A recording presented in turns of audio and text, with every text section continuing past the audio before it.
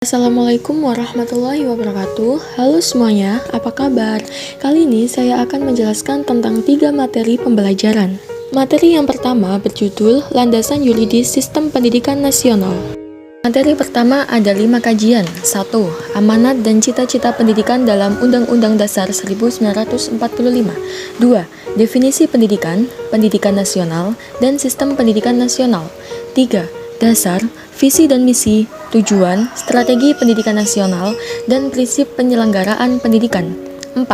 Hak dan kewajiban warga negara, orang tua, masyarakat, negara, dan pemerintah. Dan 5. Wajib belajar.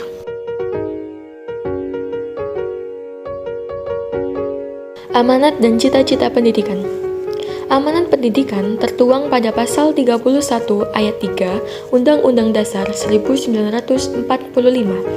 Sedangkan cita-cita pendidikan dapat dilihat pada pembukaan Undang-Undang Dasar 1945 alinea keempat. Definisi pendidikan, pendidikan nasional, dan sistem pendidikan nasional. Definisi pendidikan tertuang dalam pasal 1 ayat 1 Undang-Undang Republik Indonesia Nomor 20 Tahun 2003. Definisi pendidikan nasional tertuang pada pasal 1 ayat 2 Undang-Undang Republik Indonesia Nomor 20 Tahun 2003. Dan yang terakhir, definisi sistem pendidikan nasional tertuang dalam pasal 1 ayat 3 Undang-Undang Republik Indonesia Nomor 20 Tahun 2003. Dasar pendidikan nasional tertuang pada pasal 2 Undang-Undang Republik Indonesia Nomor 20 Tahun 2003. Fungsi dan tujuan pendidikan nasional tertuang pada pasal 3 Undang-Undang Republik Indonesia Nomor 20 Tahun 2003. Prinsip penyelenggaraan pendidikan tertuang dalam pasal 4 Undang-Undang Republik Indonesia Nomor 20 Tahun 2003.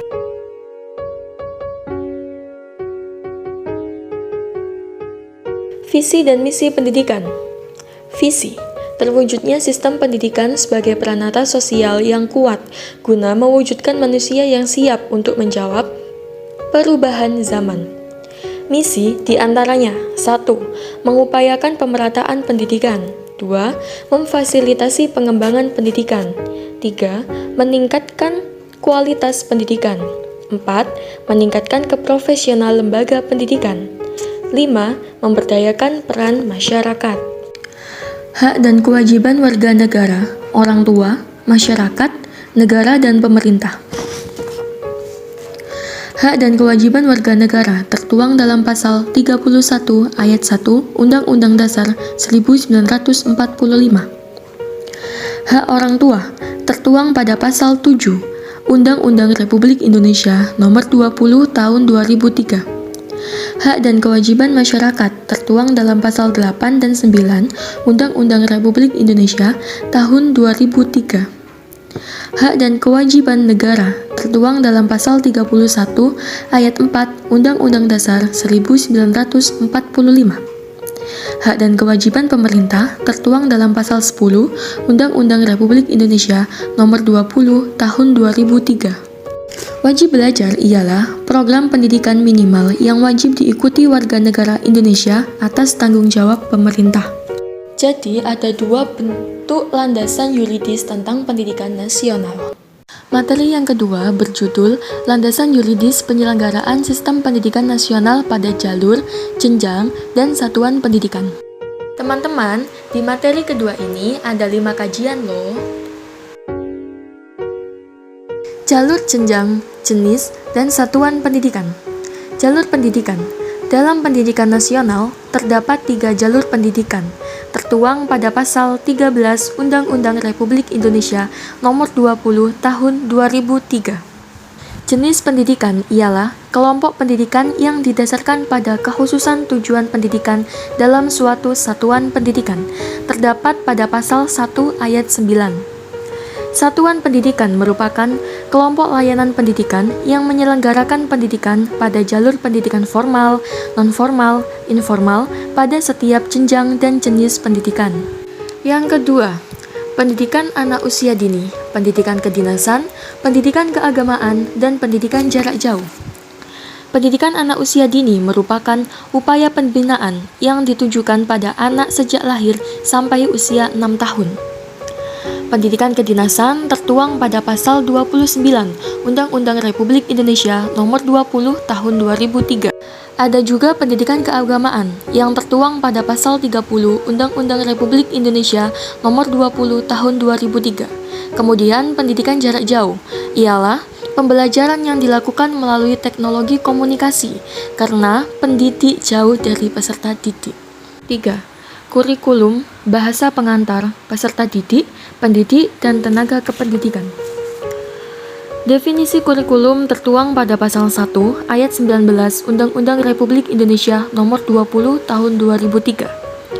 Bahasa pengantar juga tertuang dalam pasal 33 Undang-Undang Republik Indonesia Nomor 20 Tahun 2003. Pengertian dari peserta didik tertuang pada pasal 1 ayat 4 Undang-Undang Republik Indonesia Nomor 20 Tahun 2003. Ada pula dalam Undang-Undang Republik Indonesia Nomor 20 Tahun 2003 terdapat 6 pasal yang mengatur tentang pendidik dan tenaga kependidikan, yaitu pasal 39 sampai pasal 44. Sarana dan prasarana pendidikan tertuang pada pasal 45 Undang-Undang Republik Indonesia Nomor 20 Tahun 2003. Pendanaan pendidikan tertuang pada pasal 46 sampai 49 Undang-Undang Republik Indonesia Nomor 20 Tahun 2003. Selanjutnya ada pengelolaan pendidikan dinyatakan dalam pasal 50 sampai 52 Undang-Undang Republik Indonesia Nomor 20 Tahun 2003. Terakhir ada peran serta masyarakat dalam pendidikan, tertuang pada pasal 54 sampai 56 Undang-Undang Republik Indonesia Nomor 20 Tahun 2003. 5. Evaluasi, akreditas, sertifikasi, dan standar nasional pendidikan.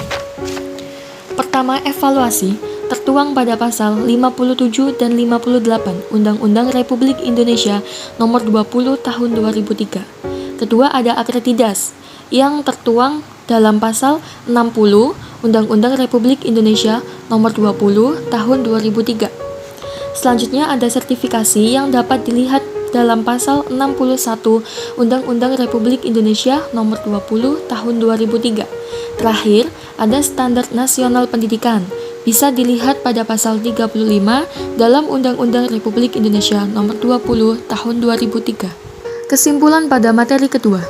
Menurut UU RI Nomor 20 Tahun 2003, sistem pendidikan nasional terdapat 3 jalur pendidikan, yaitu pendidikan formal, non-formal, dan informal. Materi terakhir berjudul Standar Nasional Pendidikan Sekolah Dasar Madrasah Ibtidaiyah dan Guru sebagai Pendidik Profesional. Standar Nasional Pendidikan SDMI mengacu pada Peraturan Pemerintah Republik Indonesia Nomor 19 Tahun 2005 dengan ruang lingkup seperti standar isi, standar proses, standar kompetensi lulusan, standar pendidik dan tenaga kependidikan, standar sarana dan prasarana, pengelolaan, pembiayaan, dan penilaian pendidikan. Undang-Undang Republik Indonesia Nomor 14 Tahun 2005 membahas tentang guru sebagai tenaga profesional dengan ruang lingkup 1. Mengenai kedudukan, fungsi, tujuan guru. 2. Prinsip profesionalitas. 3. Kualifikasi, kompetensi, sertifikasi guru. 4. Hak dan kewajiban guru. 5. Pembinaan dan pengembangan guru. 6. Penghargaan dan perlindungan guru. 7. Cuti. Dan yang terakhir, organisasi juga kode etik guru.